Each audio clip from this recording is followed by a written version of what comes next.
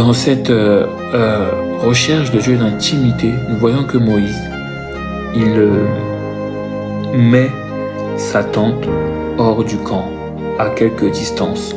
Toi aussi, tu dois aller à quelque distance de tes relations.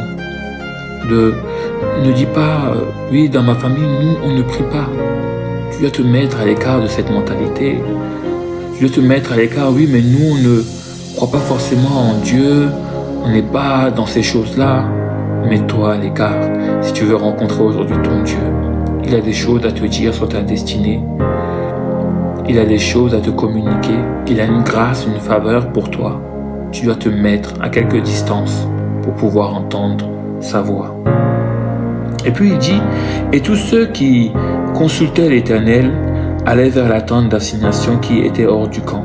Lorsque Moïse se rendait à la tente, tout le peuple se levait, chacun se tenait à l'entrée de la tente et suivait des yeux Moïse, jusqu'à ce qu'il fût entré dans la tente.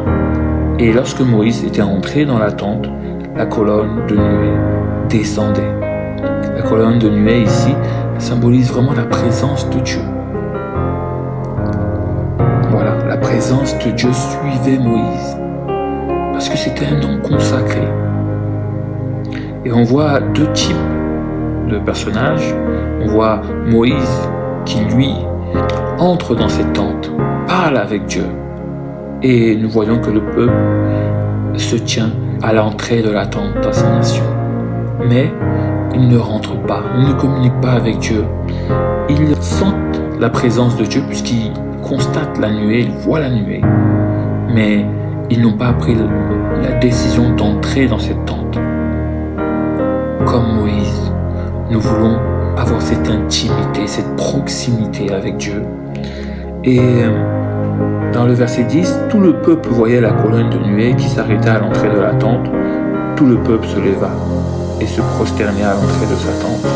L'Éternel, dans le verset 11, l'Éternel parlait avec Moïse face à face, comme un homme parle à son ami. J'ai déjà parlé de la dimension de l'amitié avec Dieu. Ici, Moïse était clairement un ami de Dieu. Nous devons devenir aussi un ami de Dieu. Dieu doit être ton ami. Dans les bons, dans les mauvais moments, cherche la présence de Dieu. Cherche ton ami. En acceptant Jésus-Christ dans notre vie, nous devenons enfants de Dieu.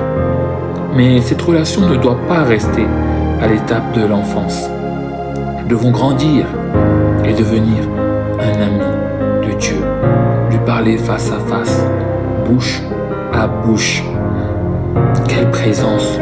Et le deuxième point que je veux souligner à travers ce passage, c'est que